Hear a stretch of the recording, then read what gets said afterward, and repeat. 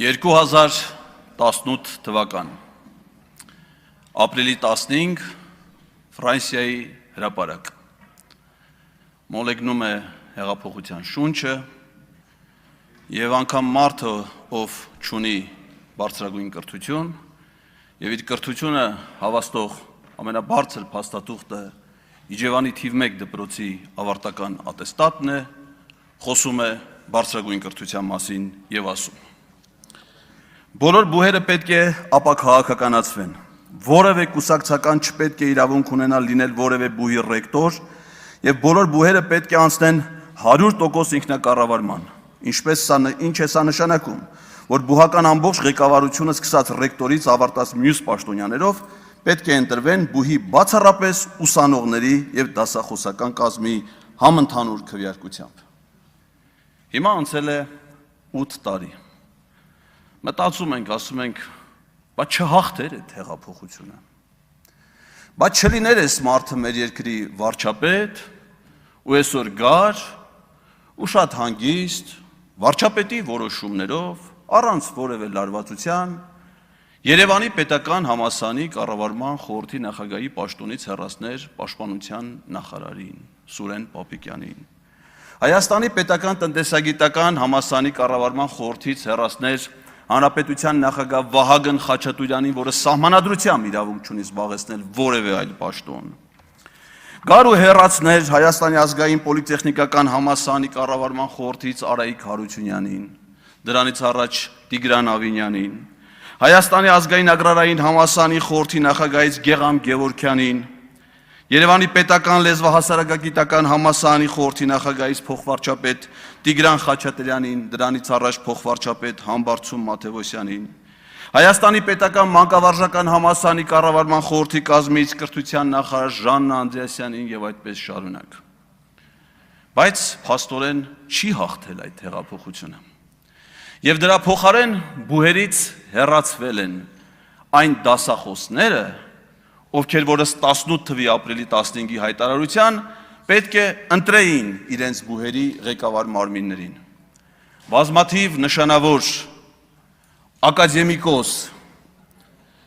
գիտությունների դոկտորներ, պրոֆեսորներ, գիտությունների թեկնածուներ, նշանավոր ոչ միայն դասախոսներ, այլ նաև հասարակության մեջ մեծ հարգանք վայելող գործիչներ հեռացվել են համալսարաններից բացառապես իրենց քաղաքական հայացքների համար։ Եվ միայն դասախոսները, պարզվում է նաև, որ նաև ուսանողները, ովքեր հանդգնում են քաղաքացիական անհնազանդության գործողությունների մասնակից լինել։ Մենք արդեն ապրել ենք այն ժամանակաշրջանը, երբ կարմիր բերետավոր ոստիկանության հատուկ ջոկատայինները ներխուժում են անգամ Հայաստանի ամերիկյան համալսարան, Հայաստանի տարբեր բուհեր եւ ուսումնական process-ը ընդհատելով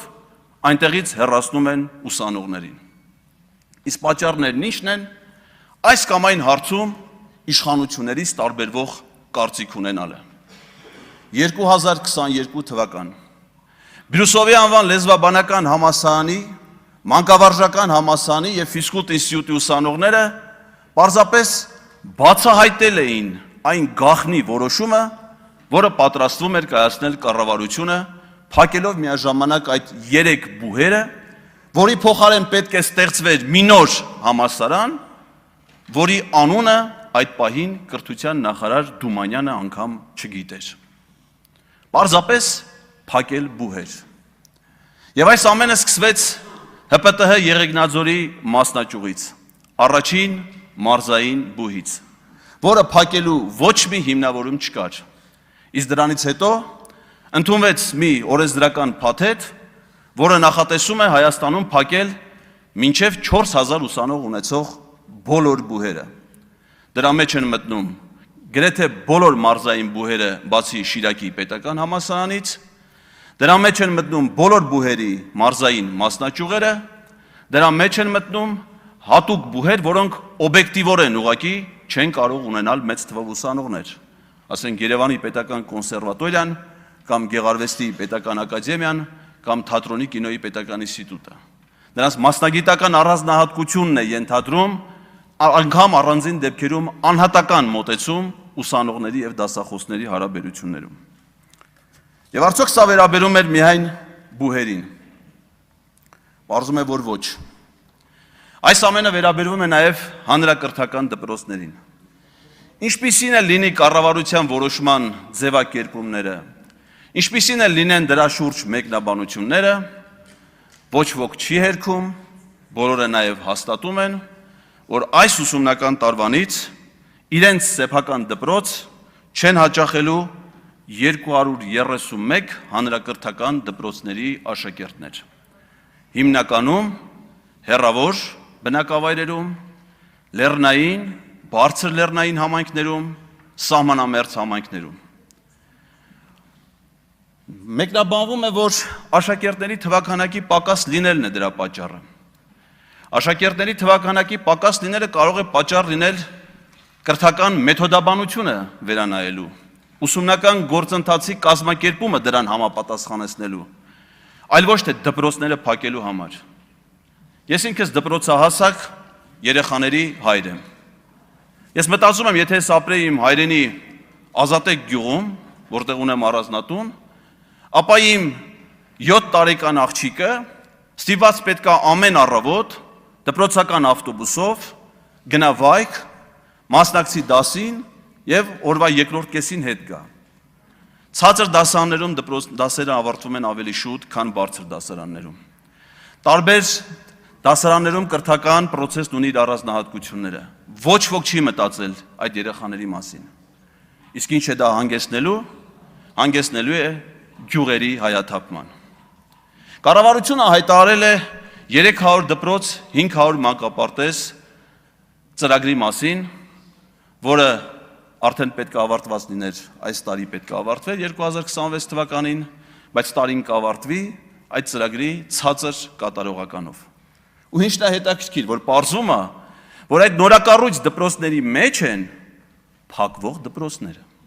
որովհետև կառավարության որոշմամբ փակման ենթակա են մինչև 100 աշակերտ ունեցող դպրոցներ, իսկ նորակառույց դպրոցների մեջ մեծ թիվ են կազմում դպրոցներ, որոնք նախատեսված են ուշադրություն մինչև 100 աշակերտի համար։ Եվ ինչ է սա, եթե ոչ պետական բյուջեի միջոցների վատնում։ Կարելի է մտածել, որ այս ամենը վատ կառավարման հետևանք է, բայց դա միայն առաջի տպավորությամբ։ Երբեմն նկատելի են այլ ծրագրեր, որոնք մտահոգության տեղիք են տալի։ Օրինակ ինձ հետաքրքիր է, թե ինչու է Վայոց Ձորի մարզում նոր դպրոց կառուցվում Գոմք եւ Եղեղգիս համայնքներում, որտեղ մինչև 1988 թվականը առավելապես բնակվել են ադրբեջանցիներ։ Միգուցե այս ծրագիրը շատ հեռուն է գնում, փակել դպրոցները այն համայնքներում, որտեղ ապրում են հայեր, կառուցել դպրոցներ այն համայնքներում, որտեղ ժամանակին ապրել են ադրբեջանցիներ։ Այս դահլիճում ես շատ եմ լսել անհանգստություն, թե արդեն օգոստոսի կեսն է, ուր են այն 300,000 ադրբեջանցիները։ Միամիտ պետք է լիներ կարծելու համար, որ նրանք Հայաստան պետք է գային հենց առաջի օրը։ Բայց նրանք, ովքեր միամիտ չեն, ոնց որ թե հասկանում են, թե ոնց է նախապատրաստվում նրանց բնակեցումը Հայաստանում։ Պարզավոր նրանց բնակեցումը առաջին հերթին պետք է լինի այն բնակավայրերում, որտեղ նրանք ապրել են նախկինում, պետք է նրանք ապրեն գետտոներով, առանձնացված, նաև իրենց անվտանգության խնդիրները լուծելու նպատակով։ Իսկ այս ամենի հետ միասին ինչպես է ներկայացվում հայ հասարակությանը ապագա ծրագրերը։ Ակադեմիական քաղաք։ Այդ գեղեցիկ վառ երևակայությունը, որը